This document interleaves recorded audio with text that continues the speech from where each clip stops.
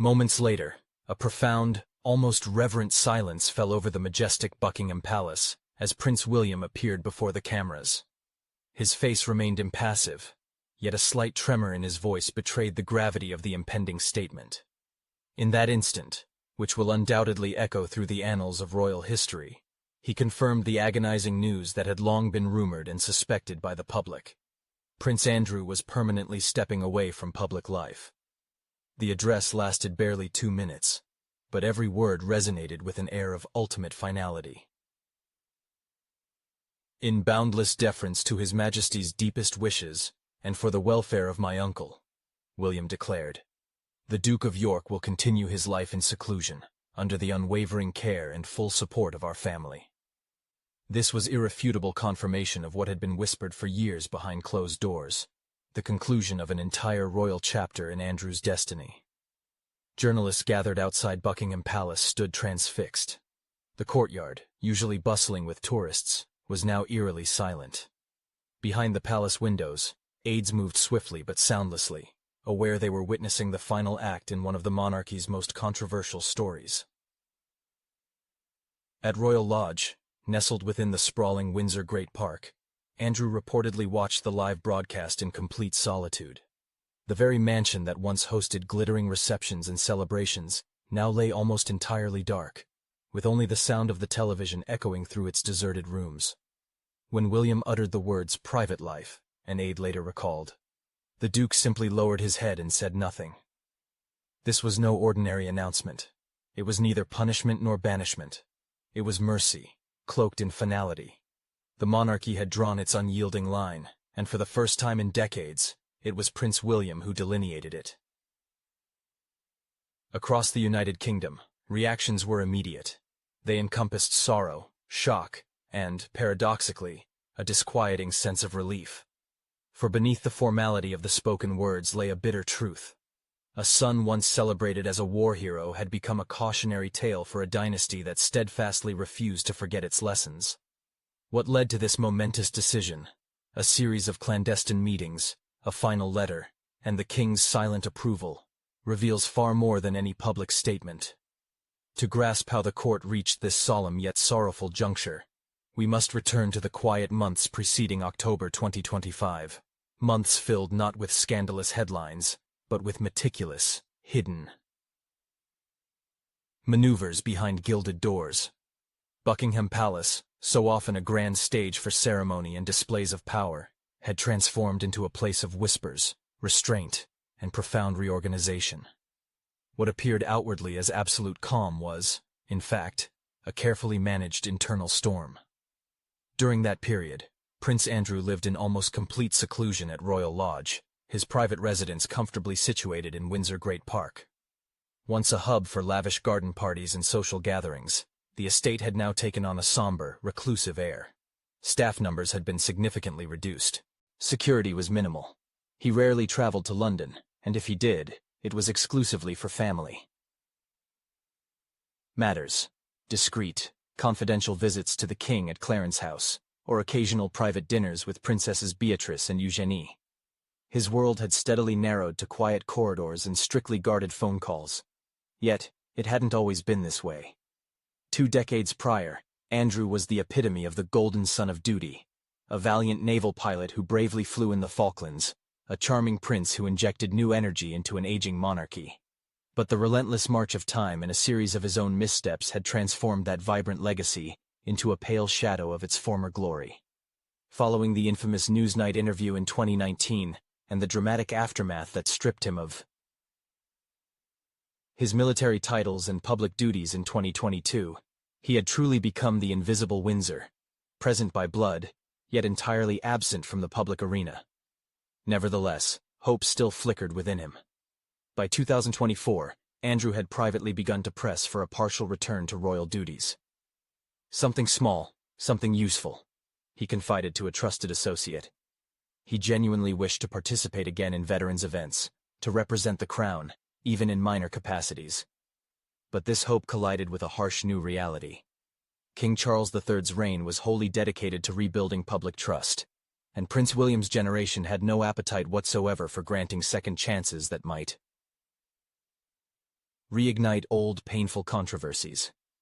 Behind the palace's hidden doors, within the shadows of its majestic halls, senior courtiers were deeply engaged in discussions about the future of one of the royal family members. These conversations, far from being cruel, were marked only by their striking, almost chilling pragmatism.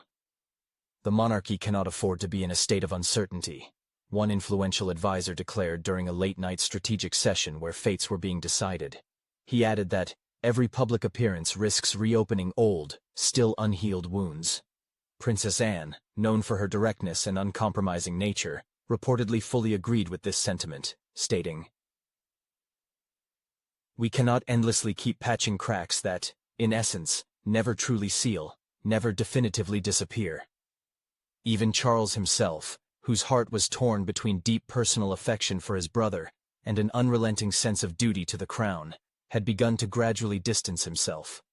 His health remained fragile, and his entire focus was undivided, concentrated on maintaining state stability and meticulously preparing William for future leadership. The monarch undoubtedly harbored warm feelings for his brother, but he was also acutely aware of the exorbitant price of leniency that the monarchy might have to pay. One of his close aides later recalled, "The king made it very clear then. Forgiveness is a deeply personal matter, whereas representation is a constitutional duty." It was this fundamental distinction that defined everything that followed these words. Meanwhile, William's position continued to steadily evolve and strengthen. Once perceived as a bridge, a connecting link within the family between centuries-old traditions and inevitable progress, he now found himself in the role of enforcing a new royal code, whose foundational principle was accountability. Public trust, according to this code, could not be inherited. It had to be tirelessly earned. Every royal misstep, any error, risked undermining the fragile trust that he and Catherine had painstakingly rebuilt in the eyes of their subjects over the years. In the summer of 2025, Prince William initiated private meetings with senior palace advisors. These confidential sessions were officially termed succession discussions, but their true, unspoken purpose was clear to everyone present: to make a final decision on Prince Andrew's permanent removal from all royal duties. There was no pleasure in carrying out this task, only unshakable resolve. The younger generation of royals, William himself, his wife Catherine, and Princess Anne's children, firmly believed that the monarchy must not merely present an appearance of purity, but must be absolutely pure in its essence. As autumn approached, the atmosphere at court noticeably shifted. The nature of invitations being sent out also changed. Andrew's name, which had previously appeared regularly on lists, quietly vanished from ceremonial rosters. His photograph was excluded from some palace communications. This was a subtle, yet unmistakable sign of impending change. By the end of September, an official letter was drafted. It was respectful, concise, and conclusive. It acknowledged Andrew's merits, his past loyalty, and years of diligent public service. However, it also confirmed that his departure from royal life would now be permanent and irreversible. Only one, yet the most crucial signature was missing: the king's. He hesitated for days, perhaps even weeks, but ultimately, a sense of duty prevailed over personal feelings. The document was signed at Clarence House, under the watchful gaze of a portrait of Queen Elizabeth II. Once the ink dried, the decision became irreversible. This signature set the stage for William's subsequent announcement, and for the most emotionally charged moment the monarchy had faced since the passing of the Queen Mother. For this was not merely about removing a title or clarifying a role. It was about concluding an entire era, one that had begun with honor and dignity, then faltered under the weight of disgrace, and now had to end in silence and oblivion. The first ripples of unease manifested not in screaming newspaper headlines, but in the subtle, barely perceptible rhythms of palace life, in the minute changes that only those who observed carefully could discern. In early September, invitations for the autumn memorial banquet were dispatched. Usually, Prince Andrew's name would quietly appear on the extended guest list at Windsor, taking its place among other members of the royal family. This year, his name was not there. At first, no one paid it much mind. Perhaps it was a simple oversight or a scheduling matter, but within days, it became absolutely clear. The Duke of York was no longer included even in private, closed ceremonial events. At Royal Lodge, his long-serving secretary noticed something entirely different. The regular deliveries of official dispatches, the neatly bound folders marked Palace Correspondence, suddenly ceased. The silence emanating from Buckingham Palace proved louder than any public censure. Andrew, of course, inquired about this, but his queries were met only with polite vagueness in the answers. "The King's office is streamlining communications," he was told. But everyone, including the prince himself, understood the true meaning of those words perfectly well. Behind the scenes, within the walls of St. James's Palace, a series of confidential meetings took place. Prince William personally chaired several of them, accompanied by Princess Anne and the Lord Chamberlain. The tone of the discussions was professional, almost clinical. The monarchy, they agreed, could no longer maintain ambiguity around Andrew's status. "It is not about punishment," William reportedly stated. "It is about finality." The most telling moment unfolded during one of these meetings, when a senior advisor presented a document titled, "Succession Note, Private Roll Adjustment, Duke of York." This draft outlined what by then was already obvious to all. Andrew's presence at royal events was to cease permanently. The only remaining question was how precisely to announce this decision, while avoiding excessive harshness. Meanwhile, Andrew himself remained largely unaware of the extent of these meticulous preparations. Friends who visited Royal Lodge that month described him as anxious, yet strangely hopeful. One recalled seeing a folder on his desk labeled Public Rehabilitation Plan, containing notes on potential charitable projects. It was a quiet offer to serve society through good deeds. At another time, such an approach might have worked, but this was a completely different monarchy, one that measured its legacy through the lens of transparency, not nostalgia. Prince William also felt the weight of what he was orchestrating. Those close to him report that he privately struggled with the moral tension arising between the concepts of justice and compassion. He respected his uncle's service record, and even felt pity for his isolation. However, William also understood perfectly well that every institution, sooner or later, reaches a point where sentimentality must yield to survival. "The Crown," he confided to an aide, "can forgive privately, but it is obligated to protect itself publicly." In late September, William visited Clarence House to inform the king. The meeting, according to a palace source, lasted less than half an hour. King Charles listened carefully, nodded frequently, and signed the necessary papers without any comment. Only when William rose to leave did his father quietly say, "Handle this with dignity, son. That is all I ask." A few days later, at Royal Lodge, Andrew received a letter, delivered personally. The envelope was heavy, adorned with the royal seal.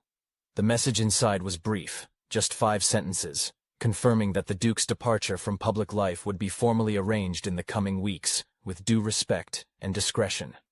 He read it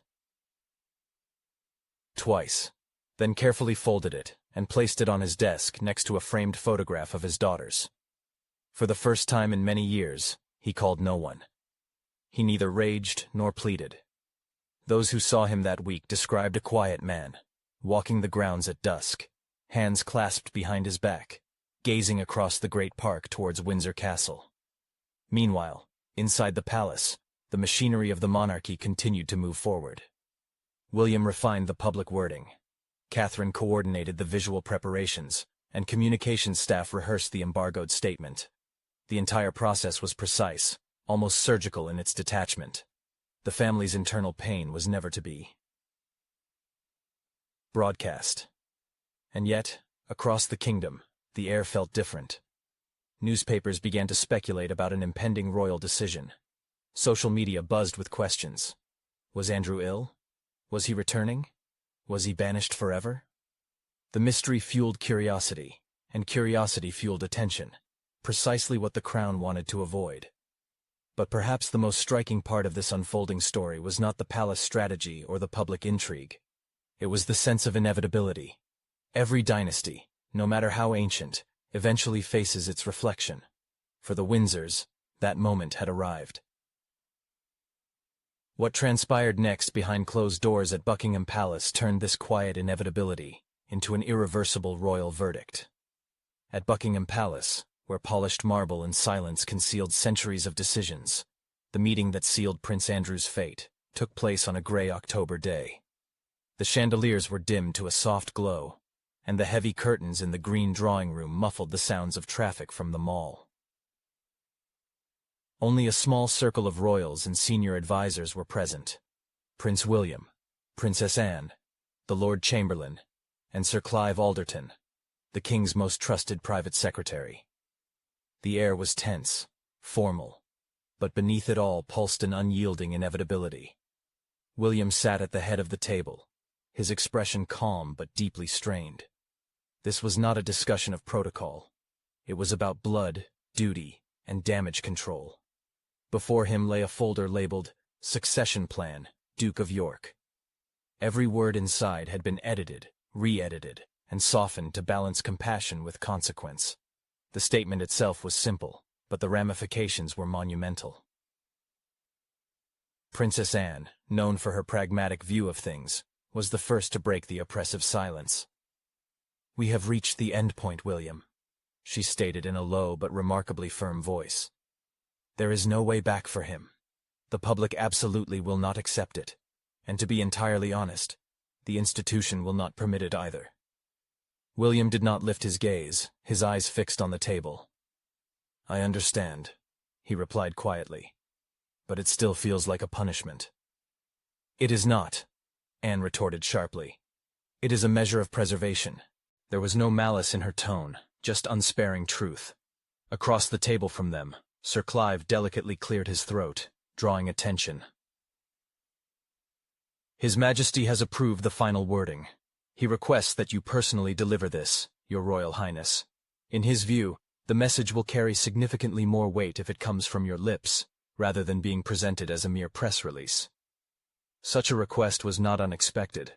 For several days, William had agonized over whether to delegate this announcement or deliver it himself. However, as heir to the throne, he was acutely aware of his responsibilities. He was tasked with closing a chapter that his grandmother had begun, that his father had stoically endured, and that his generation finally had to conclude. "I will do it," he said at last, making the final decision. Anne merely gave a brief nod, approving his choice. "Then do it impeccably, and with dignity." At that very hour, more than 20 miles away at Royal Lodge, Prince Andrew sat in his study, gazing at the very same gilded stationery that years ago had become a symbol of his downfall. The letter confirming his final retirement lay open on the table, its royal seal broken and turned away. He had reread it countless times, so much so that the creases on the paper had begun to smooth out. Outside, the autumn wind carried the pungent scent of wet leaves through the open window. For a man who had once flown in combat, this silence was unbearable, oppressive. That morning, he had made only one phone call. Not to the king, not to William, but to Camilla.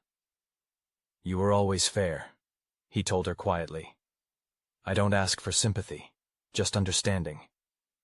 Camilla's reply was characteristically restrained and unemotional. "Andrew, it is not about cruelty. It is about finality. You are not being erased from history. You are being granted peace, something most of us can never achieve." He thanked her, hung up, and sat alone for a long time, lost in thought. Back at Buckingham Palace, William and Catherine reviewed the final version of his address. They stood by a tall window overlooking the palace courtyard, where raindrops left streaks on the glass, resembling unshed tears. "You are doing the right thing," she whispered, adjusting the papers in his hands. "It is not about shame. It is about protecting what remains." "I know," he replied, though his voice betrayed internal doubt. "But when I say his name, I am not just removing him from duties. I am erasing a part of my father's heart." Catherine said nothing, for there was nothing to say. The monarchy, like the crown itself, was both a legacy and a burden, heavy, brilliant, and piercingly cold. Late that evening, the communications team meticulously rehearsed every logistical aspect of the upcoming event: camera angles, optimal lighting, and precise timing. The plan had been developed with impeccable accuracy. At 9 a.m. the following day, Prince William was scheduled to deliver a live address from the East Gallery, with the majestic royal crest behind him and a single microphone before him. The statement was to last less than 3 minutes, followed by a brief acknowledgement to the press. The core message was dignity, finality, and no questions. Anna stayed until all preparations were complete. As she left the room, she turned to William and said, "You'll be remembered for this, you know, not for cruelty, but for your courage." He offered a faint smile in return. "Let's hope history agrees with you." That night, an unusual silence hung over Buckingham Palace. The king had retired early. Quietly reviewing the speech his son was to deliver, he added one last handwritten note at the bottom of the official document. "Handle with compassion." He then carefully placed the folder back on his desk and gazed for a long time at the portrait of his late mother, Queen Elizabeth II. At the Royal Lodge, Andrew sat in the library, a single lamp casting a soft glow beside him. He poured himself a glass of scotch, the same brand he once shared with his Navy comrades, and whispered into the emptiness, "It could have been different." Outside, Windsor Great Park was shrouded in a thick blanket of fog. The deer were restless, and the night was unusually quiet, foreshadowing something significant. Somewhere between these two great estates, Buckingham Palace and Windsor, an unspoken but palpable truth lingered. The monarchy was shedding its past, one painful piece at a time. By dawn, the palace gates would open, and William would stand before the cameras not as a prince avenging the crown, but as a man attempting to protect what remained of its humanity. Precisely at 9 a.m. on October 8, 2025, the majestic grand doors of Buckingham Palace swung open, met by an unrelenting swarm of photographers and television cameras. A biting cold gripped the air outside, heavy and dense. It was a typical London morning where breath instantly turned to vapor, and the entire city seemed to hold its breath in anticipation. Journalists stood in tight rows, whispering, nervously clutching notebooks and pens, sensing an announcement that, by all accounts, was set to dramatically alter the course of royal history. Within the East Gallery, utterly alone, Prince William stood behind an immaculately polished oak lectern. Above him, under bright studio lights, the royal crest shone. A barely audible echo faded as staff almost silently retreated behind the curtains. For a moment, William closed his eyes, taking a deep breath. This was no ordinary press announcement. This was a reckoning, the culmination of long years. As he began to speak, his voice was calm yet powerful and resonant, carrying the palpable weight of decades of scandals and profound sorrow that had plagued the monarchy. After careful consultation with His Majesty the King, and with full respect for His Royal Highness the Duke of York's many years of service to the nation, the decision has been made that the Duke will permanently withdraw from public life. His future will remain entirely private, and this decision will be carried out with the full support and compassion of his family. He paused meaningfully, and the silence in the room became absolute. Only the faint hum of microphones filled the void. This decision was not made lightly. It reflects our family's unwavering commitment to accountability, dignity, and continuity, values that have always served as a guiding star for the crown, even in our most painful and challenging moments. With that, the speech concluded. It had lasted barely 2 minutes. Yet, its content carried the finality of a death knell. William stepped back from the lectern, nodded once toward the cameras, and left the room. The doors closed silently behind him. But outside, chaos erupted instantly. The press corps exploded with dazzling flashes and deafening shouts. Within minutes, headlines spread across the globe. Prince William permanently ends Andrew's royal life. Buckingham draws a line. Under decades of controversy. Son's decision, brother's silence. Across London, television screens flickered in cozy cafes and spacious living rooms. Some viewers wept quietly, while others nodded grimly in agreement. For older Britons, the event felt like a long-awaited cleansing of an old, festering wound of the monarchy. For younger generations, It became undeniable proof that even princes cannot escape the consequences of their actions. Meanwhile, at the Royal Lodge in Windsor, the Duke of York sat before a switched-off television, his arms crossed on the armrest. He had watched his nephew's speech, motionless. When the final phrase echoed, "Permanently withdraw from public life," he slowly exhaled and whispered almost inaudibly, "So, that's it." Then his aide, standing by the door, hesitated tentatively. "Your Royal Highness, do you want me to make any calls?" "No," Andrew replied quietly but firmly. "There's no one left to call." He rose, walked to the window, and gazed out at the estate grounds. It had started raining again, leaving faint trails on the glass. Somewhere beyond the trees, shrouded in fog, Windsor Castle loomed, a mighty symbol of all to which he had once belonged, and to which he now no longer had a connection. At Clarence House, King Charles watched the announcement alone in his study. The camera caught William's face, stoic and solemn. The King closed his eyes for a moment, then told his valet, "He did it better than I could have." The valet, a man who had served the family faithfully for 40 years, nodded silently in agreement. At Buckingham Palace, the public relations team issued a follow-up statement. It praised Andrew's many years of public service, but also reaffirmed the family's commitment to restoring trust and unity. Behind the polished diplomatic phrasing lay a truth too heavy to articulate publicly. The monarchy had amputated a part of itself to ensure its own survival.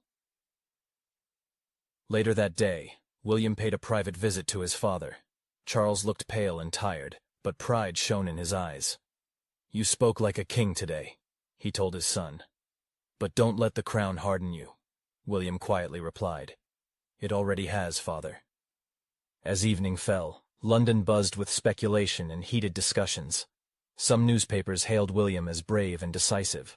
Others accused him of cruelty and heartlessness. However, the real story was far simpler.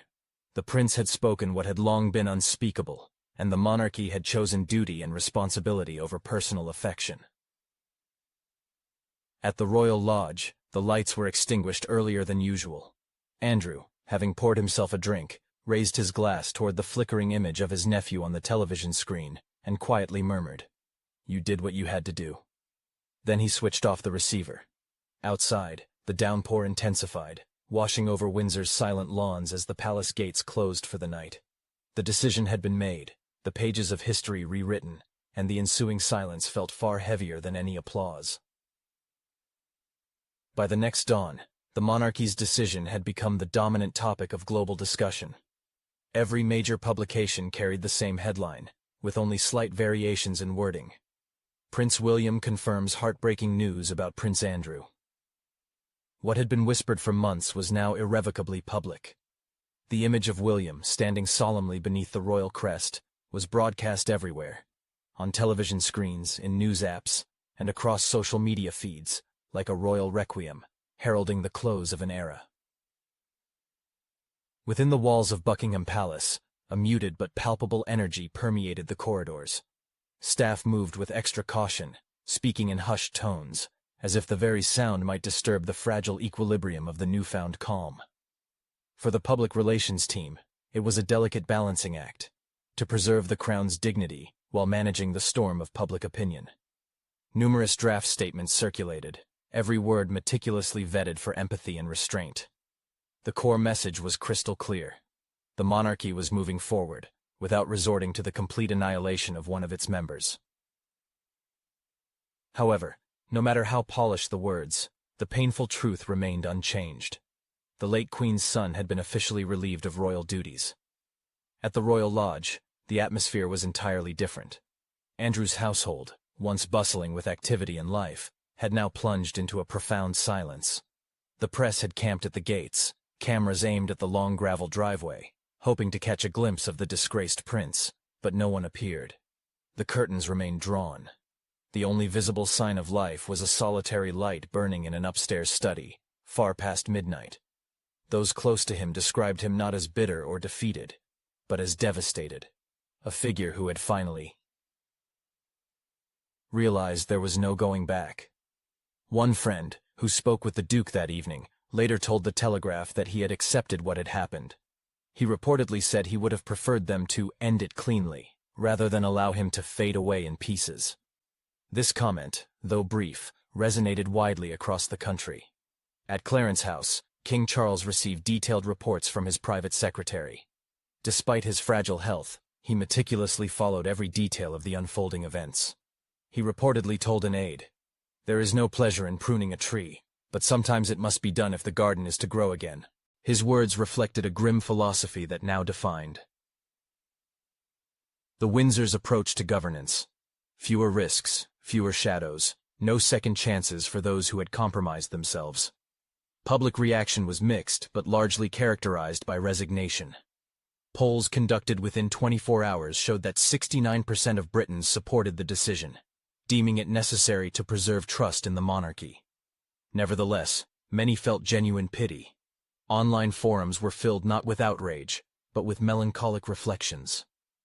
"He made his mistakes," one user wrote, "but he's still a son, a brother, a father, and in the end, that's what makes it all so sad." Internationally, the tone was equally nuanced and multifaceted. American television channels hailed William's speech as a masterclass in leadership, demonstrating his maturity and resolve. French media dubbed it La monarchie du devoir, the monarchy of duty, emphasizing its commitment to principles. Others, however, questioned whether the crown's moral stance had come too late, or if it was too carefully calibrated to be entirely genuine. In reality, the line between compassion and self-preservation had never been so thin and barely discernible. Meanwhile, William continued to conduct himself as if nothing extraordinary had happened. That same day, he and Catherine attended a scheduled children's hospital visit. Cameras captured them smiling gently, their composure unwavering. It was classic royal choreography, the crown's ability to move forward, even when hearts are breaking, and deep personal drama unfolds behind the scenes. However, those who saw William up close that day said his eyes betrayed a deep weariness. Duty had been done, but the price paid for it was written in the silence between his words, in the unspoken emotions, and the sheer weight of the decision. On that memorable evening, as dusk settled over Windsor, a small, nondescript envelope was delivered to Buckingham Palace. It bore no crests or seals, yet the handwriting alone left no doubt. It was a message from Andrew. Inside was just one, yet profoundly concise line. "Tell him I wish him peace, and that he did what he thought was right." Prince William received the note with unperturbed calm. He neatly folded it in half, and without a word, placed it in his briefcase, speaking not a single syllable to anyone around him. By nightfall, the palace once again settled into its customary quiet. Beyond its massive gates, London's streetlights illuminated one by one, casting a golden glow on the wrought iron railings. The storm seemed to have passed, yet the echo of lost hopes and bygone times lingered in the air. And as the world adjusted to a monarchy lighter by one name, one unassailable truth became abundantly clear. Forgiveness may heal deep wounds, but history, alas, never consigns them to oblivion. As dusk finally settled over London, the lights of Buckingham Palace twinkled through a light haze, appearing majestic, distant, and outwardly unchanged. Yet, within its ancient walls, there was a heavy atmosphere of finality. The announcement made by Prince William had not merely closed a chapter. It had, in essence, redrawn the moral boundaries of a monarchy that had always balanced unyielding traditions with unavoidable consequences. What had been done was undoubtedly a necessity, but in royal life, the necessary never means painless. In Windsor, night quietly descended upon the royal lodge. Prince Andrew's world had now shrunk to near absolute silence. Just a few loyal staff, a long driveway leading nowhere, and the ghosts of what could have been but never materialized. Those who knew him well claimed he had found some semblance of peace, however fragile and ephemeral. He was to spend his days in deep reflection, far from the glitter of ceremony, yet not entirely forgotten. For in every royal story, even one marred by scandal, there always remains a shadow of humanity. Imperfect, yet so understandable and familiar to all. At the palace, Prince William worked late, lost in thought. His morning words echoed in his mind: duty, dignity, and continuity. He had spoken as the rightful heir to the throne, but deep down, he felt like a son and a nephew to his core. What he carried on his shoulders now was not a triumph, but rather a profound realization that true leadership is not about perfection, but about courage in the face of inevitable imperfection. And perhaps, this was the main lesson buried within this royal tragedy. Redemption doesn't always happen in public, and forgiveness doesn't always mean a return to the old ways. Sometimes, the greatest act of responsibility is knowing when to let go, not for punishment, but to protect what remains. As the royal family looks to its future, the world too watches intently, questioning whether compassion and duty can truly coexist under a crown that, in its long history, has seen both unprecedented glory and profound sorrow.